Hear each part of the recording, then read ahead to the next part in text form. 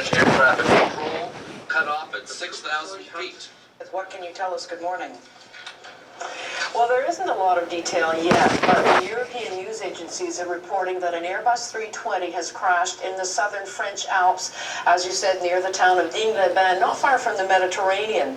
The airline is called Germanwings. It's a budget subsidiary of the big German airline Lufthansa.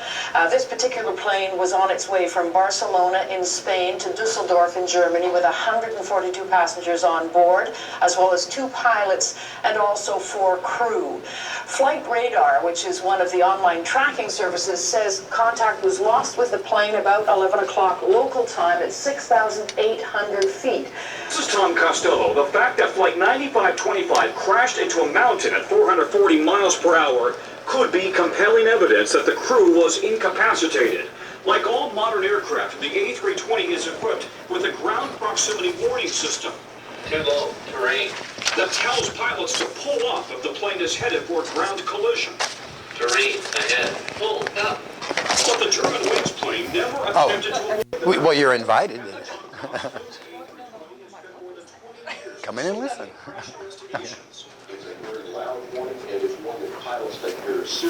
We still don't know if the crew programmed the plane to descend from 38,000 feet. If so, why didn't they program an end to the descent? Why did the crew fail to respond to radio calls from controllers concerned about the descent? The airline says both pilots were experienced. I'm just so glad it's working. I have 3 whole videos on that and others, and I have multiple other videos. So, I could do a 3 or 4 or 5 hour presentation, whichever I could talk people and letting me do. But since it's limited time, I just wanted to get you warmed up to that and let you know what really got me thinking about doing this seminar, because that happened 2 years ago, and I was so horrified. I was so shocked, and I don't know if I'm an empath or what. I could just so easily imagine what it would be like be on that plane. And it's not quick, it's not sudden, it's not a burst of fire you're running. You're just sitting there in lovely flight, air conditioning, but the Alps are getting closer and closer. The pilot is banging on the door, screaming, open up, open up. And I'm sure everybody was just gristmill. Horrifying that would be. And of course, all these events that we see, somebody at some time was horrified. Fort Hood, the shooting, that whole thing was awful. They always ask the question, why, right? They always want to know why.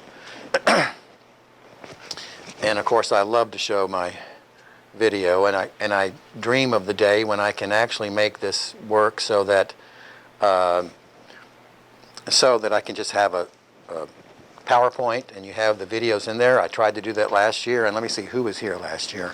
What a disaster. It worked that morning.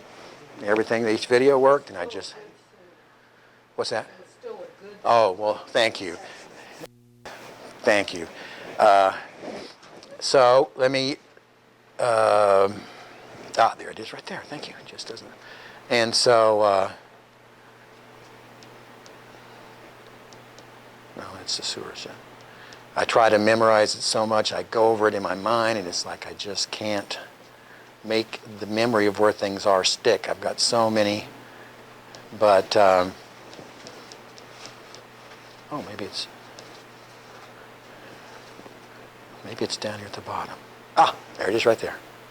I took a lot of time to put this together years ago, and I love showing it. I never get tired of showing it. Screaming and crying and telling them not to shoot me. Paducah, Jonesboro, Columbine. Kids are dying at the hands of other kids. Trying to explain to Castro Street. What is it that makes kids turn into rampaging killers?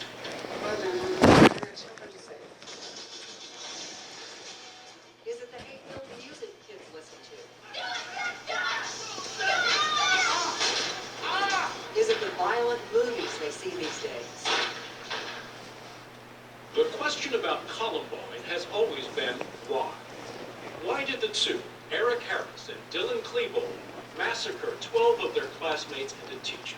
Miller raises the question tonight of whether the government should be trying harder to learn what's going on. In Littleton,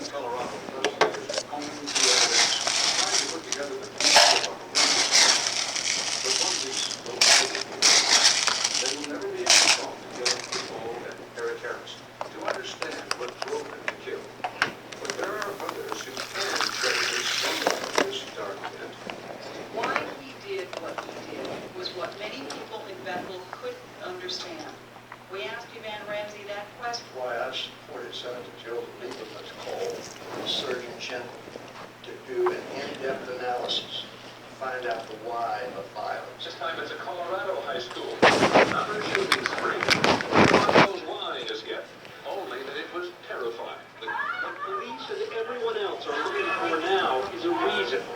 Violence that tore this quiet school and suburban neighborhood apart just weeks before graduation. Tom Foreman, ABC News, Littleton, Colorado. As we said, with two of the gunmen dead, it may be harder to pinpoint the reason. At noon, live here on NBC5. Of course, the investigation now beginning in earnest to try to find out the plaguing question of why did Larry G. Nassar choose this person to shoot in a prairie last night? It was a total of questions that will be involved in We're still not a whole lot closer to answering the question of why. There's been a lot of discussion as to what creates this mindset. Why do our sons turn violent? Well, there's a normal human impulse to try and locate in the social environment some cause of an outrage like this. Otherwise, how do kids learn to glorify Adolf Hitler?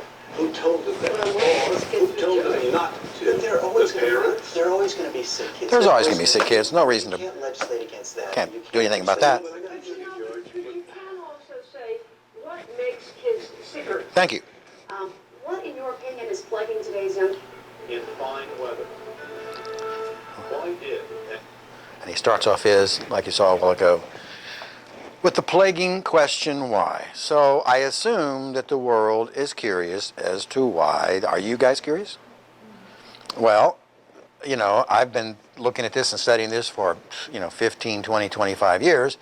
And so that got my mind going too, why is this happening? But I soon kind of figured it out based on wonderful books I've read. In particular, Alice Miller. If you haven't read these books, you've got a big chunk of your understanding about human development missing. This is where John Bradshaw got a lot of his understanding of the woundedness that happens as a child and how we carry that into our adult and how that affects our relationships. When couples come in to see, or even just individuals, a big chunk of what's going on is what happened to them as children. And if you leave that out, like kind of cognitive behavioral, then I think it's a big chunk of good, solid therapy missing. But it's the popular thing everybody thinks is so great. The UT Southwestern, big bastion of cognitive behavioral, and it just kind of leaves me scratching my head. Police hold suspect in an axe attack that injured 7 in Berlin. That was just a few weeks ago. Another deadly attack in Paris. Terror in London, it was just like a week and a half ago. Ran over a bunch of people with a truck. Guy Lane, I guess he got run over on the Westminster Bridge on the way to Parliament. How many days ago? 4 days ago. Where? In Dallas, Texas.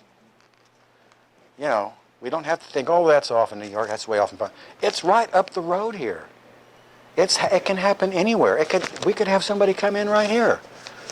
We just, and so I'd like to think that everybody, certainly in here, but everybody out there is shocked and wants to do something to correct that. So I certainly want to do something to correct it because it's horrifying. And if I don't sound too much like a megalomaniac, I think I know the reason why. But, I stand on the shoulders of giants. This is not me figuring it out. I've read all the articles, so many of the books. 2 weeks ago today, this arrives in my mail. American Psychologist. What is this dedicated to? Special issues, Psychology of Terrorism. Oh, good, and I've read other APA things. So, I devoured this one.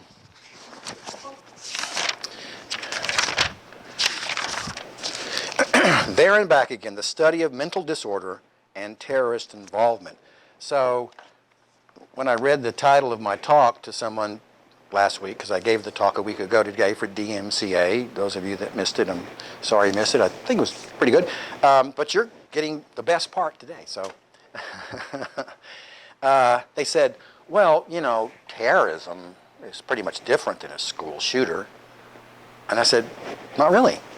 And you're going to find out why there's really not that much of a difference. Now, I felt kind of,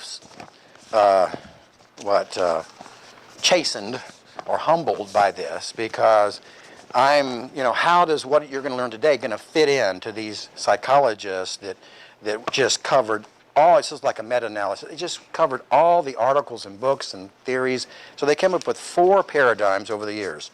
The first paradigm that they said that you see in a lot of the literature is psychopathy.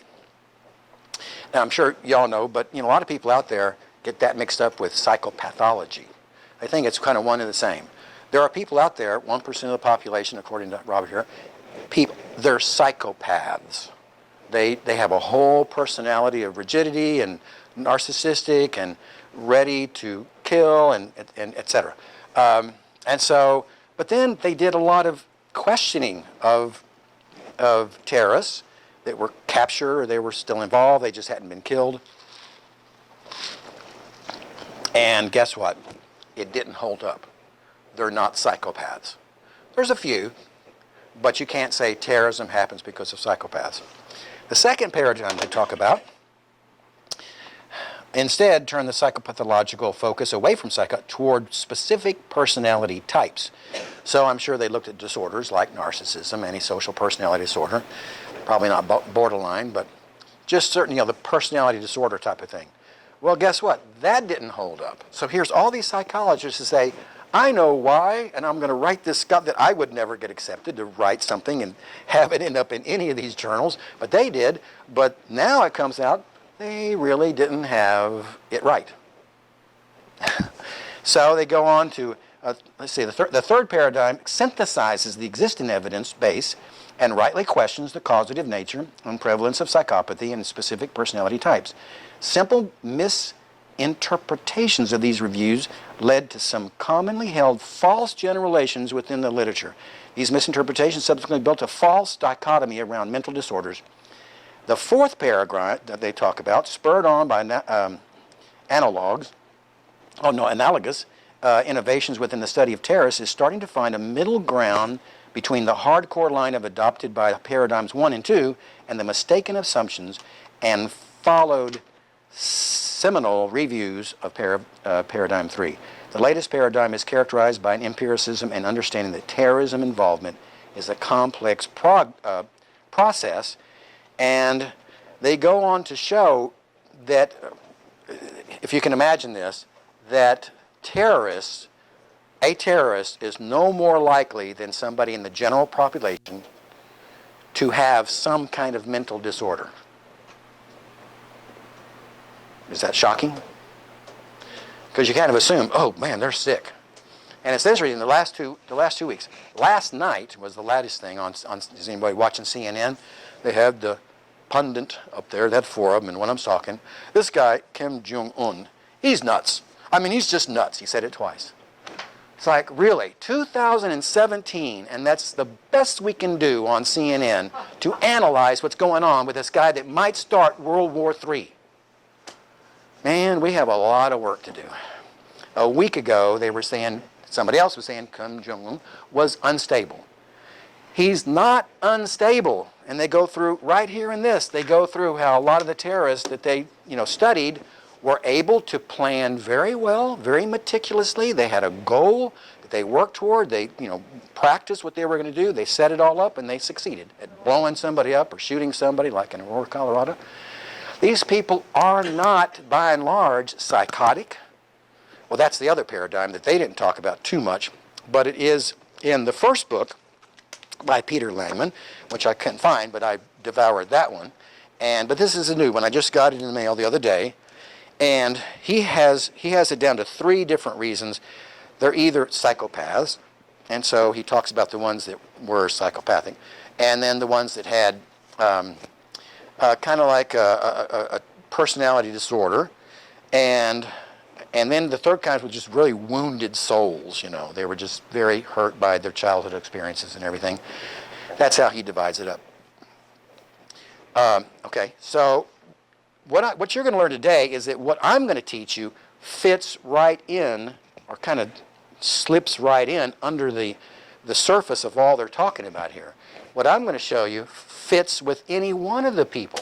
I don't care if the 3 out of 100 that are psychopaths, fits for them. The 4 or 5 or 6 that are narcissistic personality, fits for them.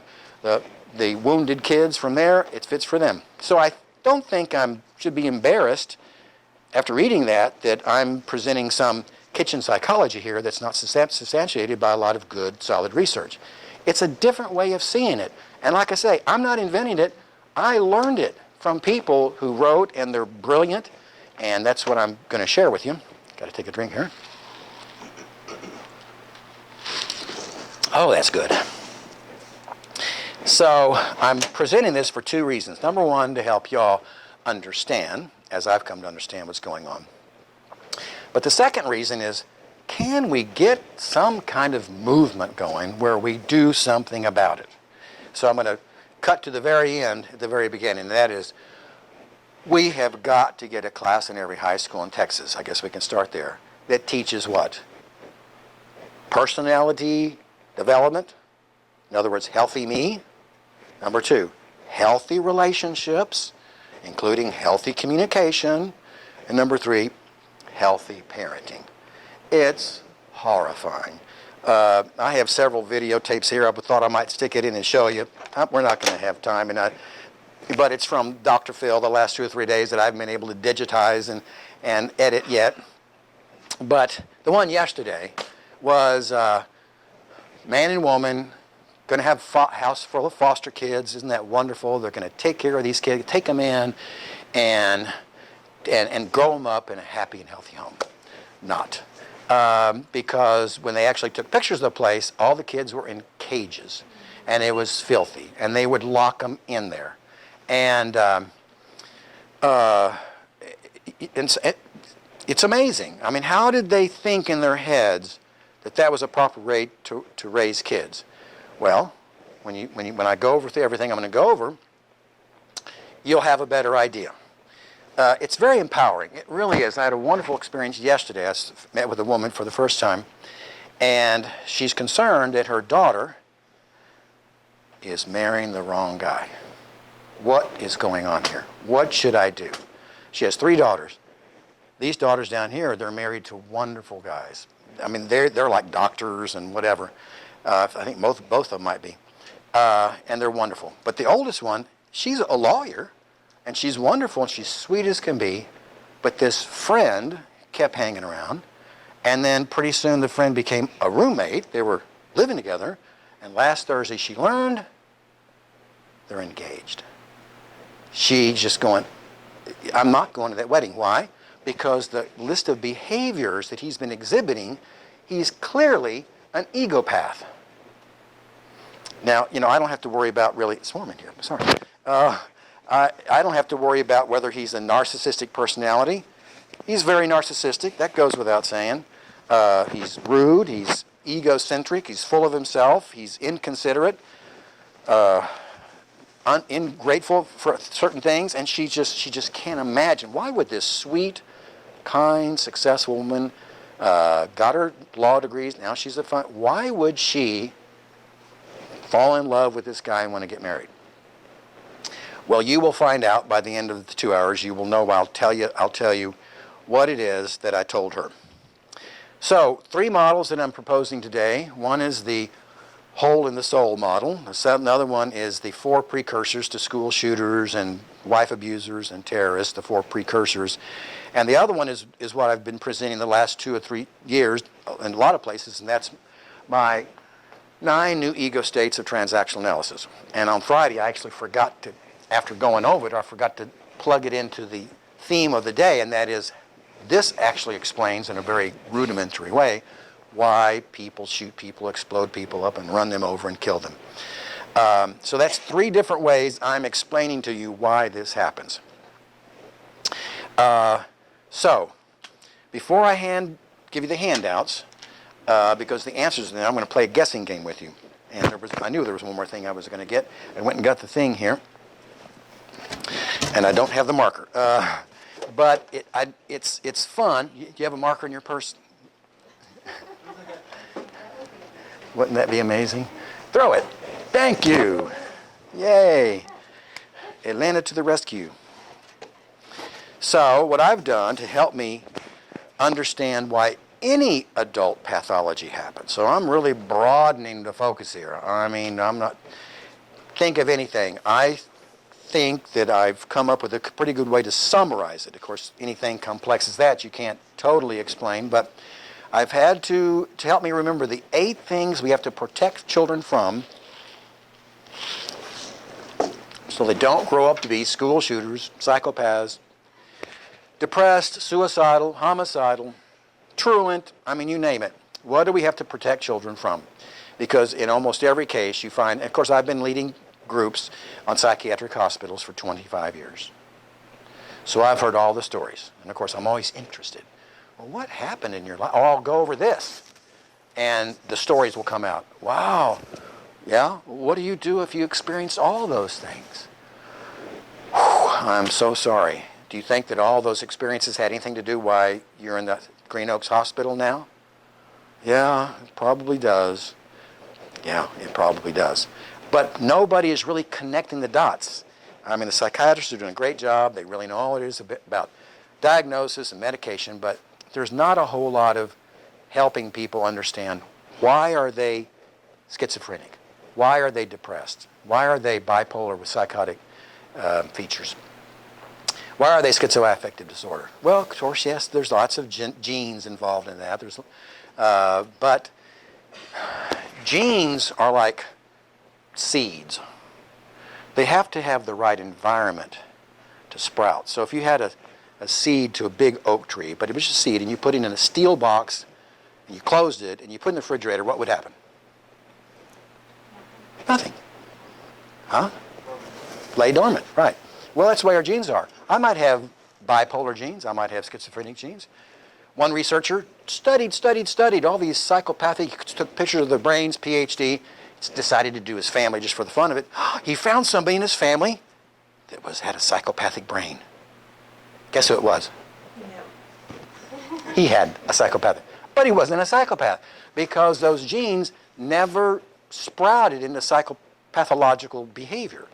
So we've got to protect children from these 8 things. And the word I use is trounsel. I'm going to run out of room. I can see it already.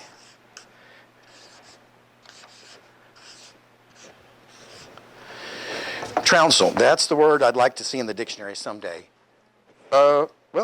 This is okay. This is okay. I think this probably doesn't smell as much. So, it's a guessing game I always play at the hospital. What does the T stand for? Trauma. What we need to protect them from. I know, it's tricky. Yeah, we're so used to it. They're always doing love. We need to protect them from it. So it's hard. It's tricky. Trauma. So you have to turn your thinking upside down because we're so used to saying, what do kids need? They need trust and love and consistency. So this is the opposite.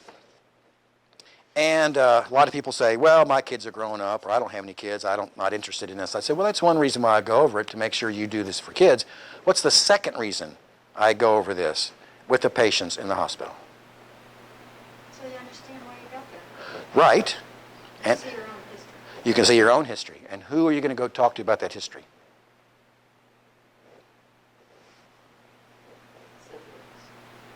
Us. Therapist. Oh, therapist, yes. Me, yeah. And so it's amazing how many psychiatrically troubled people are out there, and they don't see a therapist. They don't even know sometimes what psychotherapy is. They don't, they've been seeing a psychiatrist for years.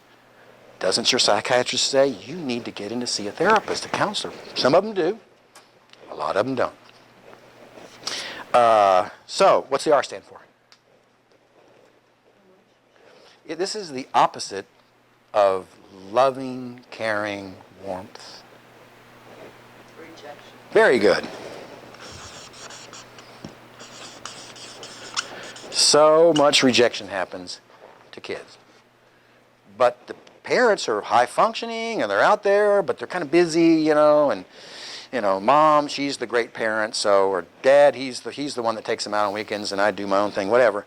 But if a child grows up feeling rejected, that really, really hurts them. And what's a rejection to the extreme that I couldn't fit in here, but so I've just put it up. What if you really have a parent totally reject you? Neglect.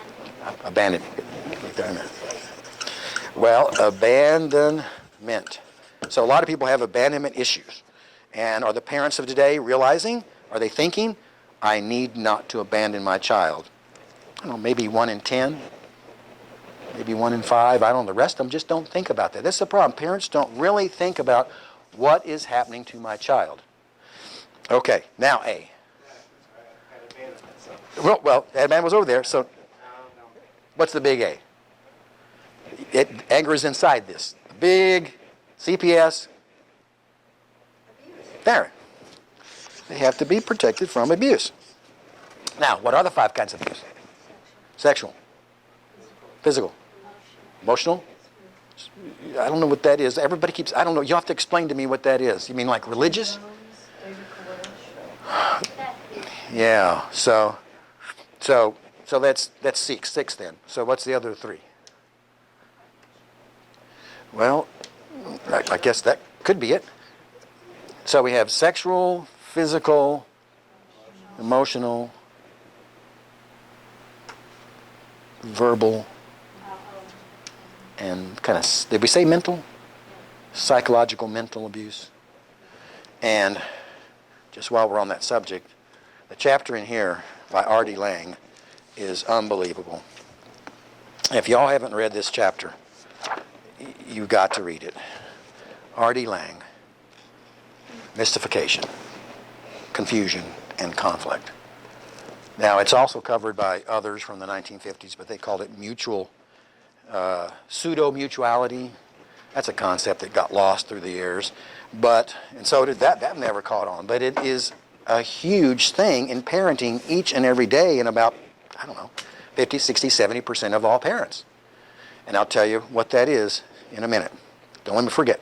So those 5 kinds of abuse. What is the use? Now, this is tricky because it's not one word. You just about anything you say is going to be right. But it starts with UN. All the little things that parents do, not really abuse, but they wear away at the sense of self and the self-esteem of the child. Okay, unintentionally hurting them. Okay, yeah. They undermine their self-esteem. What else? Little behaviors. Take this out.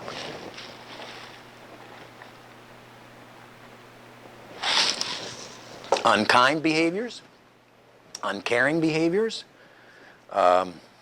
unloving behaviors. They are unconsciously hurting them. So, yeah, that could be on there. So I put that in. But the one that I realized after I developed all that is really bigger than all those, and that is unhealthy communication. And it's big, and it's like I should have thought of that first, because mystification is terribly unhealthy communication. And there are some young people that were wonderful, sharp, smart kids a year and 2 years ago. In fact, I had one in my office this morning that I could tell has had a good chunk of mystification done to him. Because that's what R.D. Laing said. He only had one word diagnosis back then. He only had schizophrenia. That was the only. So he said if it goes on long enough, severe enough, it will create schizophrenia. Well, today we have schizoaffective disorder. We have depression with psychotic features. We have bipolar with psychotic. We have psychosis NOS. We have these things that are just kind of floating in the middle there, mild psychosis.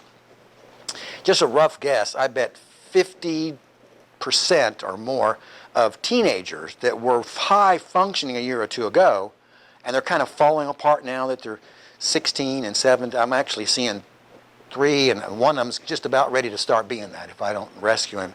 4, but the other 3 are already over that edge a little bit, and I worry that they're going to be in my groups in a few years at Green Oaks if we don't get this going in the right direction. And mystification is second-guessing what you say you're feeling, thinking, wanting, dreaming of, hoping for, wishing. Parents are so quick, and it feels right to them because I want to direct my child in a good direction. No, you don't want to play football. No, you really don't want to go and to work a job this summer. You want to go to summer camp. It's this constant, let me direct you in the right way, but they don't realize that they're making the child doubt themselves. John Bradshaw said one time he was a boy, he remembers walking downstairs and going to his mother, and he says, "Mom, I'm tired and I'm bored and I don't have anything fun to do. And his mother said, you're not tired, you're not lonely, you're not bored, you got plenty of toys upstairs, now get upstairs and play. Leave me alone. And he walks upstairs. Gee, I could have sworn a minute ago I was lonely and bored. I guess I don't even know my own mind. There was a young lady in Presbyterian Psychiatric Unit years ago, and attractive, intelligent, but she was depressed and and so they're sharing about their stories, and I think I'm talking about this, and she raised her hand and she says, my father is in the counseling psychology PhD program up in Greenville. And I told him the other day I was feeling this and feeling that, and he told me, you don't know what you feel. You're not old enough to know what you feel.